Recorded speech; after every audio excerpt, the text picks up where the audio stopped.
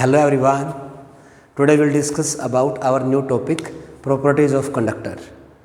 बहुत ही अच्छे तरीके से मैं आपको बताने और समझाने की कोशिश करूँगा properties of conductor. We all know in a conductor or in a conducting material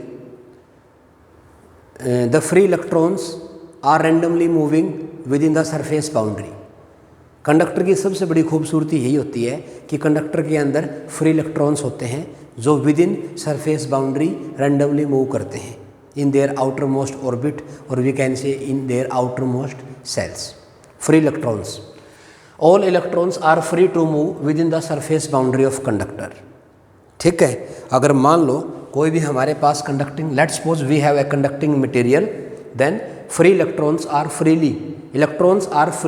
freely moving inside the surface boundary of that conductor. Okay, it is our first point.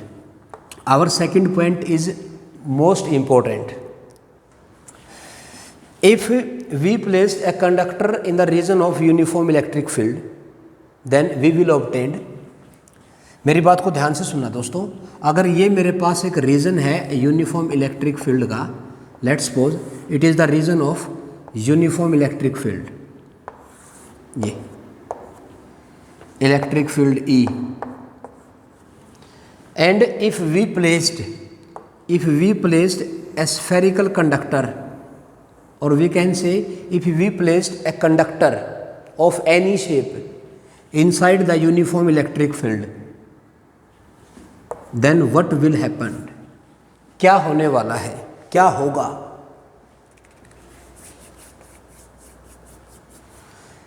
अब इलेक्ट्रॉन के सरफेस बाउंड्री के अंदर क्या होते हैं? Free electrons. When a conductor is placed in the uniform electric field, then the free electrons inside the conductor arrange themselves in such a way that the net electric field inside the conductor will become zero.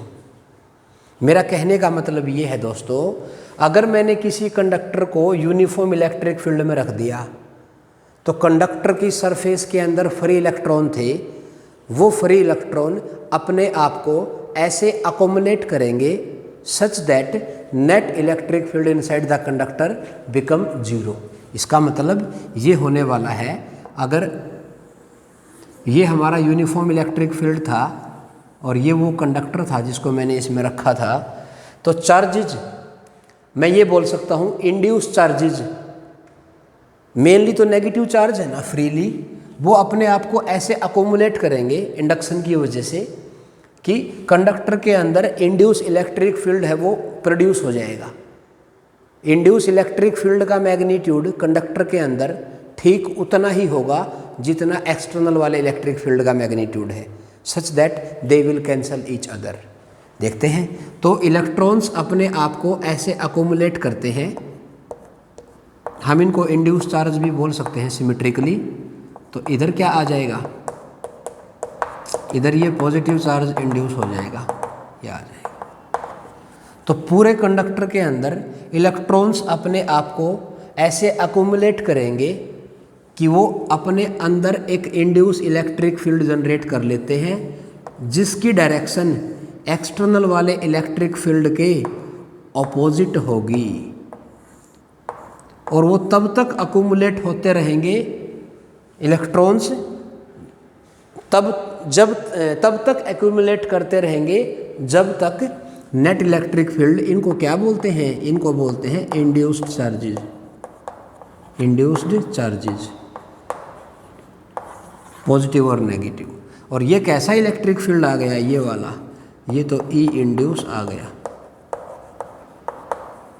जो charges के accumulation की वजह से आया है. It is due to the accumulation of free electrons. अब हुआ क्या, ये कौन सा फील्ड है, ये ई एक्सटर्नल है, ई एक्सटर्नल ऐसे है, ई इंड्यूस ऐसे आ गया. इलेक्ट्रॉन्स तब तक एक्यूमुलेट होते रहेंगे जब तक कंडक्टर के अंदर नेट इलेक्ट्रिक फील्ड जीरो ना हो जाए. ठीक है, इलेक्ट्रिक फील्ड जीरो बनाना इलेक्ट्रॉन के हाथ में है, इलेक्ट्रॉन्स के नंबर इतने ज़्यादा होते हैं, वो अपनी औकात के हिसाब से अकोमुलेट करेंगे। बस उनका एक ही मोटिव है, हमें कंडक्टर के अंदर नेट इलेक्ट्रिक फील्ड क्या करना है, 0, यह आ जाएगा। मैं ये कह सकता हूँ, जैसे ही किसी कंडक्टर को यूनिफॉर्म इलेक्ट्रिक फील्ड में रखा, अब फील्ड की वजह से उसके जो फ्रीली मूविंग पार्टिकल हैं इलेक्ट्रॉन, F = QE, उन पे फोर्स लगना शुरू हो जाएगा। और अगर F = QE लग गया तो F = होता है ma, तो वो charge particle starts accelerating due to the external electric field.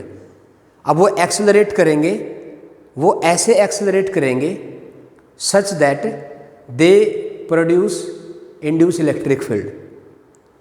ठीक है, उनका अकोमुलेशन ऐसे होना शुरू हो जाएगा कि नेगेटिव हो वो कंडक्टर के एक तरफ इकट्ठा हो जाएंगे, और उसका जो अपोजिट चार्ज है पॉजिटिव, वो ऐसे इंड्यूस होगा such that the magnitude of induce electric field will become equal to the magnitude of the external electric field. मैं ये कह सकता हूँ आपको, अगर ये जो मेरा कंडक्टर था, इसके इस पॉइंट पे अगर ये किसका मैग्नीट्यूड है, ये अगर E एक्सटर्नल का मैग्नीट्यूड है, तो ठीक उतना ही ये इधर कितना आ जाएगा, ये आ जाएगा E इंड्यूस सच दैट क्या लिखूँगा मैं, E नेट विल बिकम 0, ये 0 होना चाहिए। तो बताओ क्या लिखूँ फिर, E external plus E induce = 0।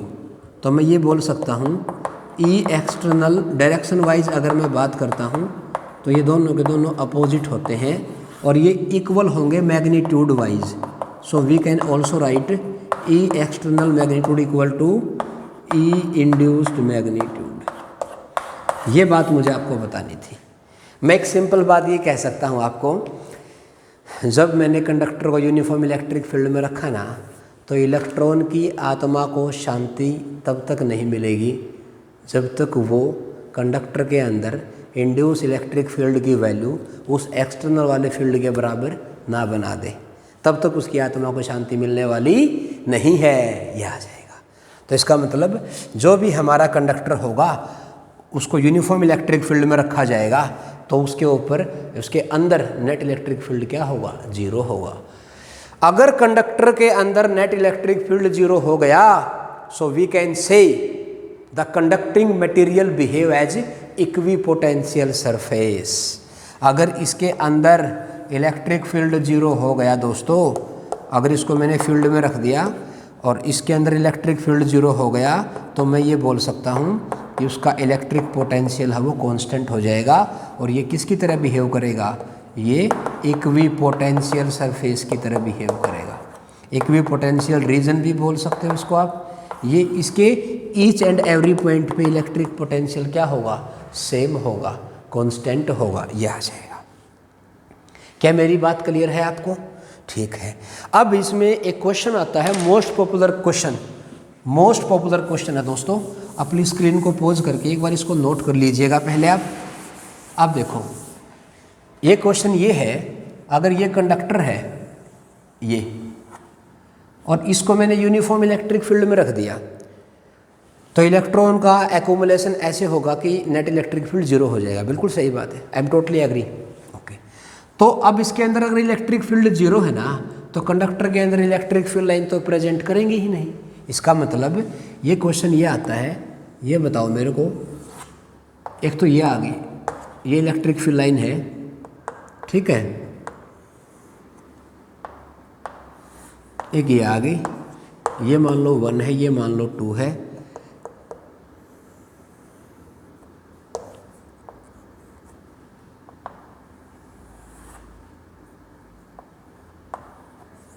ये ऐसे आ जाएगी,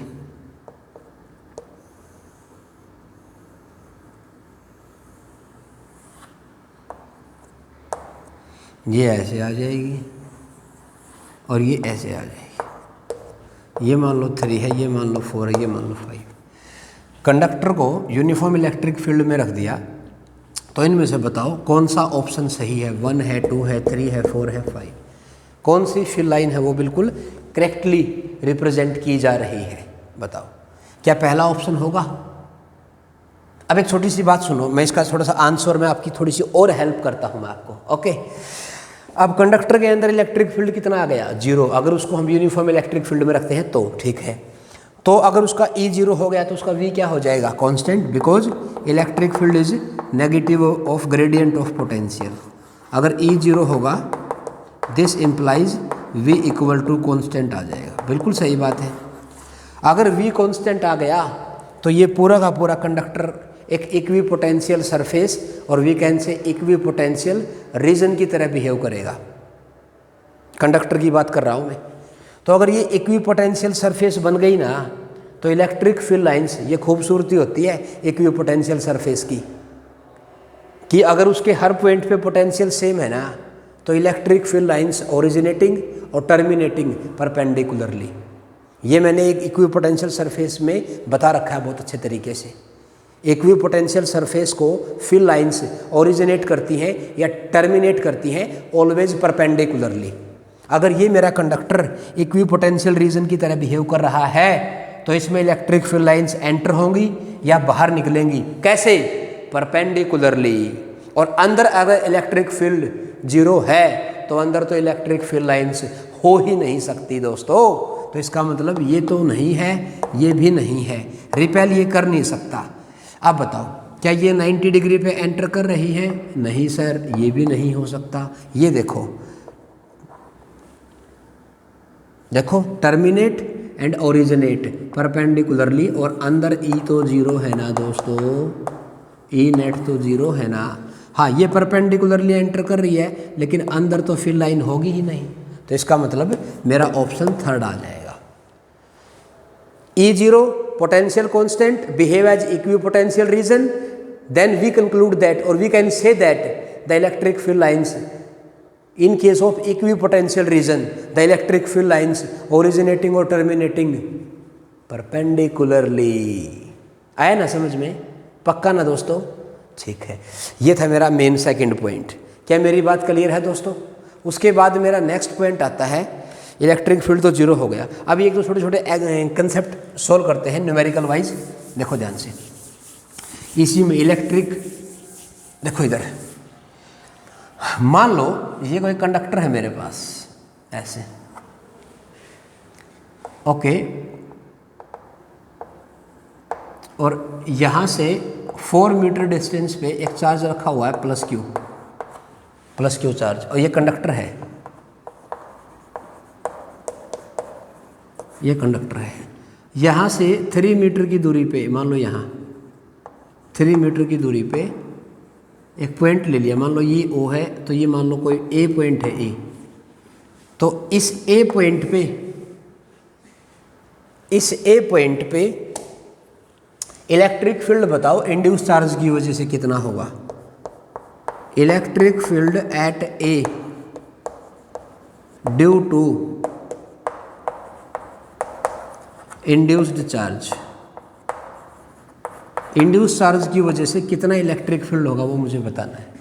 अब एक बात बताओ आप, नेट इलेक्ट्रिक फील्ड कितना होता है इसके अंदर? 0 होगा। अगर दोस्तों ये 4 है ये 3 है तो इस वाले चार्ज से इस पॉइंट की दूरी कितनी आ जाएगी? सर इसकी दूरी तो 5 आ गई, 5 मीटर। अब ये जो प्लस वाला यानी कि ये तो एक्सटर्नल है, it is the source of external electric field, तो इसकी वजह से ये E ऐसे होगा। ये कौन सा है? एक्सटर्नल। अगर इसके अंदर नेट इलेक्ट्रिक फील्ड 0 होता है इस पॉइंट पे तो इसका मतलब ये अगर एक्सटर्नल उधर है तो मेरा इंड्यूस कहीं ना कहीं इधर आएगा, E इंड्यूस ऐसे। और अगर ये दोनों इक्वल इन मैग्नीट्यूड है तो मेरी जो प्रॉपर्टी ऑफ कंडक्टर है उस कंडीशन को ये फॉलो करता है। तो इसका मतलब है E इंड्यूस इक्वल टू किसके इक्वल आ जाएगा? Minus of E external. और अगर मैं बात करता हूँ मैग्नीट्यूड वाइज तो ये किसके इक्वल आ जाएगा? और E एक्सटर्नल कितना है दोस्तों? KQ/5²। तो ये मेरा आंसर आ जाएगा KQ/25, ये आ जाएगा। तो इतना इलेक्ट्रिक फील्ड इंड्यूस होगा इंड्यूस चार्ज की वजह से इस पॉइंट पे, कि जो आया ना समझ में आपको कि अगर ये फील्ड इधर होगा और उतना ही बाहर से होगा तभी तो इसके अंदर नेट जीरो होगा। अरे बोलो दोस्तों, चलो एक वैरायटी और मैं आपको बताता हूँ, आया ना समझ में? अपनी स्क्रीन को पॉज कर लीजिए, चलो इधर देख लेते हो। एक वैरायटी और है मेरे पास, बड़ा ही अच्छा मैं न्यूमेरिकल बोलूँगा उसको। मान लो ये कंडक्टर है मेरे पास, ओके, ये मान लो कंडक्टर है, ये इसका सेंटर है O और यहाँ पे कोई चार्ज रखा हुआ है +Q और ये डिस्टेंस मान ली दोस्तों मैंने D ले ली डिस्टेंस। कितनी डिस्टेंस ले ली? D। और इसकी सरफेस पे यहाँ पे एक पॉइंट मान लिया मैंने A और यहाँ से यहाँ की डिस्टेंस कितनी है? R। बिल्कुल सही बात है। तो कंडक्टर के सेंटर पे पॉइंट O है, सरफेस पे पॉइंट A है, ठीक है। अब हुआ क्या, अब ये डिस्टेंस आप एक बार निकाल लो पहले, तो ये आ जाएगी r² + d² का रूट। क्या यहाँ तक मेरी बात क्लियर है? बहुत बढ़िया। तो मुझे क्या निकालना है? फाइंड, क्वेश्चन को ध्यान से सुनना दोस्तों, फाइंड इलेक्ट्रिक पोटेंशियल। अब मुझे पोटेंशियल बताना है। Find V at A due to induce charge. मुझे ए वाले पॉइंट पे पोटेंशियल बताना है इंड्यूस वाले की वजह से। V at A due to induce, ये बताना है मुझे। तो ध्यान से कंसेप्ट को एक बार सोच कर देखो, अपनी स्क्रीन को पॉज करके देखो और फिर देखो ये आपसे सोल्व होगा कि नहीं होगा। एक छोटी सी बात मैं आपको बताना चाहता हूँ, अगर इसके अंदर E0 है इनसाइड द कंडक्टर, तो V क्या होगा? V तो सर कांस्टेंट होगा। क्यों कांस्टेंट होगा? Because conducting material behave as equipotential region. अगर V each and every point constant होगा तो मैं बोल सकता हूँ potential at O equal to potential at A। अब मुझे A पे पोटेंशियल निकालना है, वो भी इंड्यूस की वजह से। तो ध्यान से सुनना मेरी बात को, potential at A equal to potential at O। अब जो O पे पोटेंशियल आया है इस वाले पे, वो दो कारणों की वजह से होगा basically. It is due to two region, one is +Q and second one is induced. अगर दोस्तों, अगर यहाँ पे मैं इसमें ऐसे दिखाऊं बना के आपको, और इधर अगर मान लो नेगेटिव है ये इंड्यूस चार्ज, तो V एट O को मैं क्या लिख सकता हूँ? मैं इसको लिख सकता हूँ V at O due to Q plus V at O due to induce charge. अब दोस्तों it is a scalar quantity, इसमें डायरेक्शन का तो कोई पंगा है ही नहीं। अब इसका मतलब इस पॉइंट पे पोटेंशियल जितना इस नेगेटिव की वजह से नेगेटिव होगा ना, नेगेटिव पोटेंशियल, उतना ही पॉजिटिव की वजह से पॉजिटिव होगा। और स्केलर क्वांटिटी को तो डायरेक्ट हम ऐड कर देते हैं, तो नेट कितना आएगा? 0। Potential at O due to induced charge is 0 because the induced charge are distributed uniformly। जो पैटर्न डिस्ट्रीब्यूशन का पॉजिटिव चार्ज का है वही पैटर्न किसका है? नेगेटिव चार्ज का। तो ये तो मैं 0 पुट कर सकता हूँ। तो बच गया किसका? V at O due to Q। तो VA को मैं क्या लिख सकता हूँ? ये Q की वजह से आ गया दोस्तों। बताओ इस पे इसकी वजह से कितना पोटेंशियल होगा? वो हो जाएगा KQ/D। क्या मेरी बात क्लियर है? अब मैं बात करता हूं A पे पोटेंशियल की। अब इंड्यूस वाले की मेरे को बात करनी है। किसकी बात करनी है? इंड्यूस वाले की। तो मैं क्या लिखूंगा? ध्यान से सुनना। अब इस A वाले पॉइंट पे बात करते हैं। अब इस A वाले पॉइंट पे ये भी लगाएगा और इंड्यूस वाला भी लगाएगा। तो मैं क्या लिख सकता हूं?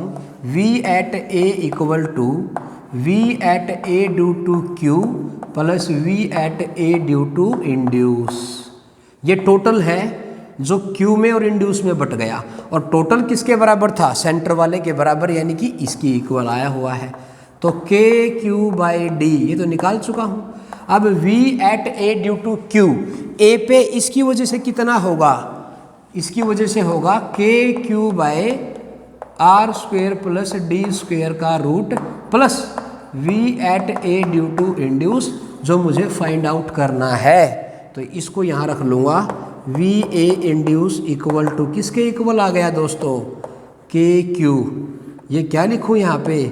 1/D minus 1/√D² plus R²। ये वैल्यू आ जाएगी दोस्तों। इतना पोटेंशियल होगा भाई। ठीक है ना, अपनी स्क्रीन को पॉज करके इसको अच्छे से नोट कीजिएगा दोस्तों। अब थोड़ा सा और मैं आपको आगे लेके चलता हूँ इसमें, ठीक है ना, आया ना समझ में आपको, ये आ जाएगा। अब थोड़ा सा और मैं इसमें आपको आगे लेके चलता हूँ, अपनी स्क्रीन को पॉज करके दोस्तों इसको नोट कर लीजिएगा। उसके बाद मेरा थर्ड पॉइंट आता है। देखो मैंने सेकंड पॉइंट को बहुत ही अच्छे लेवल तक इसको एलाबोरेट करके बता दिया आपको, सेकंड को इंड्यूस इलेक्ट्रिक फील्ड वाले केस वाले को, ठीक है। उसके बाद थर्ड मेरा पॉइंट है, अगर ये कंडक्टर है मेरा, थर्ड पॉइंट है, ये बहुत ही शानदार पॉइंट है, सेकंड वाले पॉइंट से भी बढ़िया बोलूँगा मैं इस पॉइंट को। ये कोई कंडक्टर है, मैंने इसको चार्ज दे दिया +Q, क्या होगा बताओ? ये चार्ज कहाँ होगा? यहीं रहेगा कि सरफेस पे फैल जाएगा? अगर ये कंडक्टर है, अगर ये न्यूट्रल कंडक्टर है, तो न्यूट्रल कंडक्टर अगर ये है तो चार्ज का क्या होगा? सोच के बताओ मेरे को। तो दोस्तों ये बताने से पहले एक छोटा सा पॉइंट मैं आपसे डिस्कस कर लेता हूँ। अगर ये जो कंडक्टर था मेरे पास, जिसको मैंने यूनिफॉर्म इलेक्ट्रिक फील्ड में रखा था, मैं ये कह सकता हूँ कंडक्टर के अंदर नेट इलेक्ट्रिक फील्ड कितना होता है? सर वो तो 0 होगा, 0 होगा। पोटेंशियल क्या होगा? सर वो तो कांस्टेंट होगा। तो मैंने क्या किया, मैंने अगर E0 है इसके पूरे के अंदर, तो मैंने एक गॉसियन सरफेस ले लिया। If we draw a Gaussian surface just inside the conductor, just inside the conductor a Gaussian surface ले लिया दोस्तों मैंने। मैं बहुत ही शानदार चीज़ को वेरीफाई करने जा रहा हूँ, तो एक बार थोड़ा सा संयम बना के रखें और मेरी बात को ध्यान से सुनने की कोशिश करो दोस्तों। तो मैंने क्या किया, मैंने we draw a Gaussian surface, Gaussian surface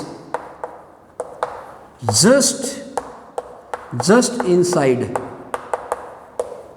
the conductor. मैंने कंडक्टर के अंदर जस्ट इनसाइड क्या ले लिया? एक जस्ट इनसाइड एक गॉसियन सरफेस ले लिया भाई। अब इस गॉसियन सरफेस को लेके गॉस लॉ अप्लाई कर दो, गॉस लॉ। अब गॉस लॉ क्या कहता है?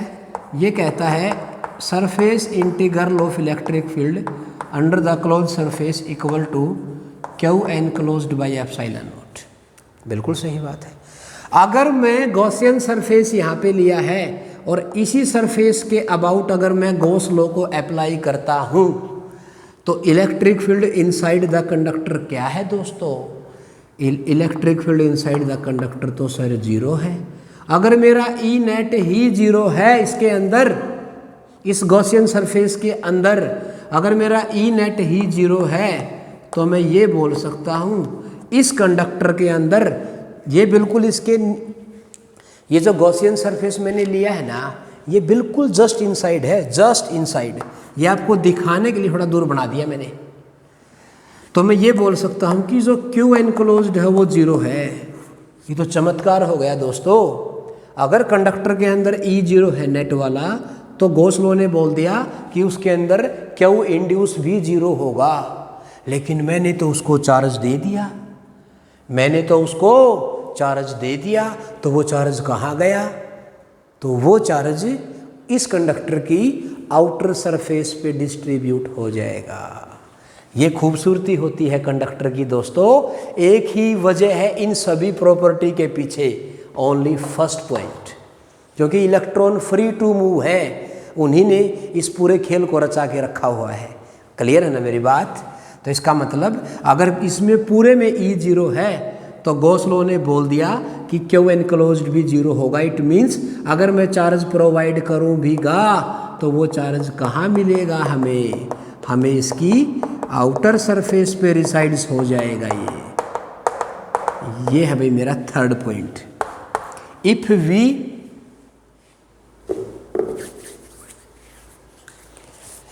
We provide charge to a neutral conductor, it will resides over the outer surface। तो वो उसकी आउटर सरफेस पे फैल जाएगा, अंदर चार्ज नहीं होगा। अंदर चार्ज नहीं होगा। अगर मैं किसी भी कंडक्टर पे चार्ज सप्लाई करता हूँ तो वो चार्ज उसके आउटर पे फैल जाएगा और अंदर कोई भी चार्ज नहीं होगा। गोसलो ने ये बात बता दी दोस्तों। क्या मेरी बात क्लियर है? ठीक है। जब किसी कंडक्टर को चार्ज हम सप्लाई करते हैं तो वो उसकी आउटर सरफेस पे फैल जाता है। बहुत यहाँ तक मेरी बात क्लियर है? अब सुनो, अगर चार्ज उसकी आउटर सरफेस पे फैल गया, अगर चार्ज आउटर सरफेस पे फैल गया, अगर ये कंडक्टर है तो अगर चार्ज इसकी आउटर सरफेस पे फैल गया तो सरफेस के लिए जो चार्ज का डिस्ट्रीब्यूशन आएगा वो सिग्मा के द्वारा बताया जाएगा, सिग्मा कूलम्ब पर metre square. It is the surface charge density. अगर मेरी बॉडी की शेप स्फेरिकल है, अगर बॉडी की शेप कैसी है? स्फेरिकल, तब जो चार्ज का डिस्ट्रीब्यूशन होगा वो यूनिफॉर्मली होगा। कैसे होगा? यूनिफॉर्मली होगा। और हमेशा कंडक्टर की सरफेस स्फेरिकल हो और वी कैन से सिमेट्रिकल हो, ऐसा कोई ज़रूरी नहीं है। तो इसका मतलब अगर सरफेस इरेगुलर हो गई दोस्तों, अगर कंडक्टर की सरफेस इरेगुलर हो गई तब मेरा चार्ज है वो कैसे मिलेगा? वो मिले तो गा सरफेस पे ही, लेकिन अब की बार वो यूनिफॉर्मली हो इसकी कोई गारंटी नहीं है। यूनिफॉर्मली था, सिमेट्रिकल था तो समान रूप से बिखरेगा। यूनिफॉर्मली डिस्ट्रीब्यूटेड चार्ज क्या होगा? Charge uniformly distributed. लेकिन हमेशा सरफेस सिमेट्रिकल हो ऐसा कोई ज़रूरी नहीं है। इट मीन्स यहाँ पे चार्ज है वो नॉन यूनिफॉर्मली डिस्ट्रीब्यूट करेगा, नॉन यूनिफॉर्मली डिस्ट्रीब्यूटेड। सर बताएंगे कैसे फिर? कहाँ कितना कम, कहाँ कितना ज़्यादा, ये कैसे बताएंगे हम? तो ज़रा इसको भी सुन लीजिए दोस्तों, ये भी बहुत अच्छे तरीके से बता सकता हूँ। अगर सरफेस कैसी है, अगर सरफेस कैसी है दोस्तों? इरेगुलर इन शेप है कंडक्टर, तो चार्ज कैसे बिखरेगा? सर चार्ज तो नॉन यूनिफॉर्मली बिखरेगा। बिल्कुल सही कहा आपने। अभी देखो मैंने कोई डायग्राम बनाया है, यहाँ से भी कुछ आपको आइडिया लग जाएगा। ये देखो ध्यान से। इसका मतलब ये हो गया, अगर चार्ज मेरा इस वाले केस में नॉन यूनिफॉर्मली है तो क्या ईच एंड एवरी पॉइंट का सिग्मा सेम होगा क्या? यहाँ पे तो सिग्मा सब का सेम है, बिकॉज सिग्मा कौन है? Sigma surface charge density. अगर चार्ज का डिस्ट्रीब्यूशन यूनिफॉर्मली है तो सिग्मा, हर पॉइंट की सिग्मा कांस्टेंट होगी दोस्तों। आया ना समझ में? लेकिन यहाँ पे चार्ज तो नॉन यूनिफॉर्म है तो यहाँ पे सिग्मा वेरी करेगा। इसका मतलब यहाँ पे बताओ, यहाँ पे सिग्मा कुछ और होगा, से यहाँ पे सिग्मा कुछ और होगा, यहाँ पे सिग्मा कुछ और होगा।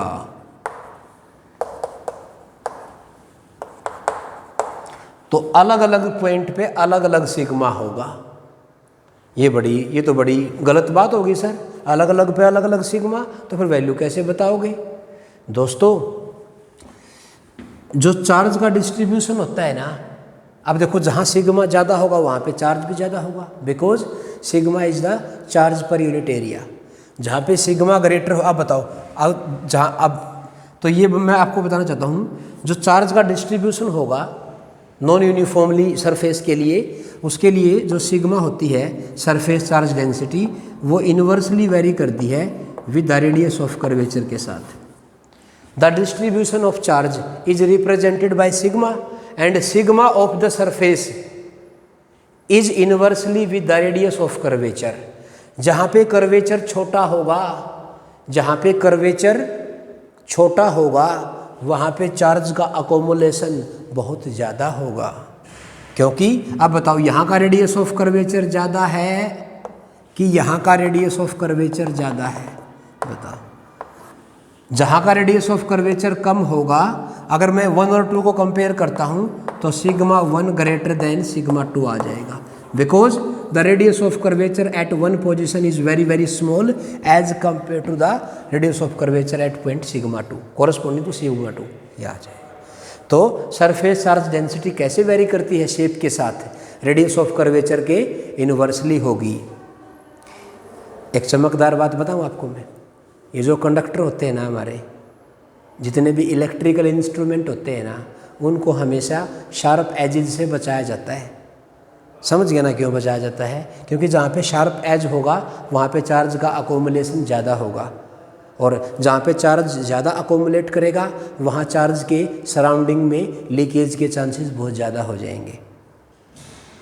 ठीक है, तो दोस्तों इसलिए कंडक्टर को हम शार्प एजेज से रिमूव करके ऑलमोस्ट स्फेरिकल शेप में हम लेके चलते हैं, क्योंकि स्फेरिकल शेप में चार्ज का अकोमुलेशन एटलीस्ट यूनिफॉर्मली होता है, एटलीस्ट चार्ज का फैलने का, बॉडी के फटने का डर नहीं होता। मैं बताऊंगा, मैं प्रूव करूंगा कि शार्प एज पे हमें खतरा क्यों होता है, क्यों हम इलेक्ट्रिकल इंस्ट्रूमेंट को शार्प एजेज से अवॉइड करते हैं। ठीक है ना, आया समझ में?